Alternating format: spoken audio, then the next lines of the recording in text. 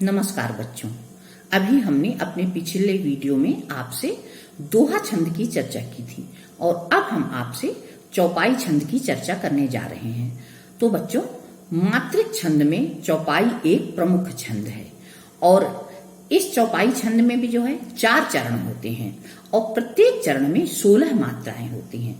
तो चौपाई छंद की विशेषता क्या है, यानी उसकी परिभाषा क्या है कि पहली बात तो ये मात्रिक छंद है और दूसरी बात कि इसके भी 4 चरण होते हैं और प्रत्येक चरण में 16 मात्राएं होती हैं और चरण के अंत में जगण अथवा तगण नहीं होना चाहिए। ये बात हमको ध्यान रखनी है चौपाई को पहचानते समय।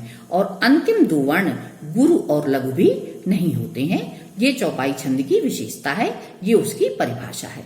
अब जैसे चौपाई छंद को हमें पहचानना है तो हमें ये ध्यान देना होगा कि चौपाई छंद में 16 मात्राएं होती हैं।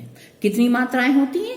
उसके प्रत्येक चरण में 16 मात्राएं होती हैं और चौपाई छंद के अंतिम में 2 वर्ण की मात्राएं जैसे गुरु और लघु कभी नहीं होनी चाहिए। ये बात हमको ध्यान रखना है। क्या ध्यान रखना है कि चौपाई छंद के अंतिम 2 वर्ण में गुरु और लघु नहीं होना चाहिए।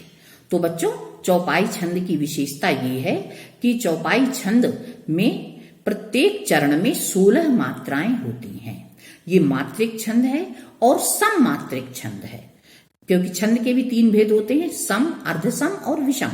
तो ये सम मात्रिक छंद के अंतर्गत आता है क्योंकि इसके प्रत्येक चरण में 16 मात्राएं होती हैं।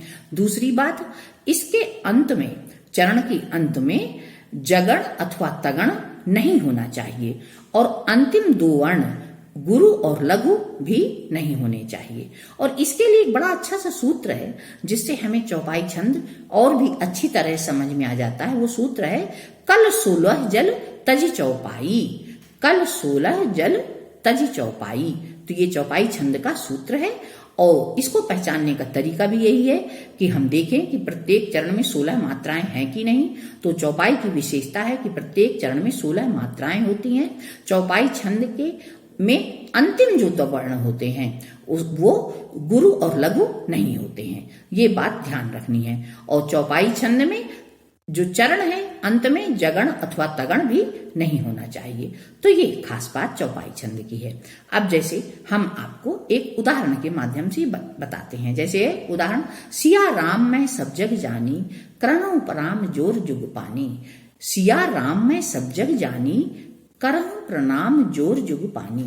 अब इसमें पहला जो है सिया राम मैं सब जग जानी, इसमें 16 मात्राएं हैं, इसलिए यहाँ पर चौपाई छंद है। इसी तरह से एक उदाहरण है, बिनु पग चले सुने बिनु काना, कर बिनु कर्म करे विधि नाना। तो यहाँ पर भी प्रत्येक चरण में 16 मात्राएं हैं। बिनु पग चले सुने बिनु काना। तो बिनु में 2 लघु हैं और उसके बाद पग में भी 2 लघु हैं और चले में 1 लघु और 1 गुरु है और फिर सुने में भी 1 लघु फिर गुरु है। बिनु में फिर से 2 लघु हैं और काना में दोनों ही गुरु हैं। तो इस तरह से हम गिनती करें तो 16 मात्राएं होती हैं। इसलिए यहाँ पर प्रत्येक चरण में 16 मात्रा होने के कारण चौपाई छंद है।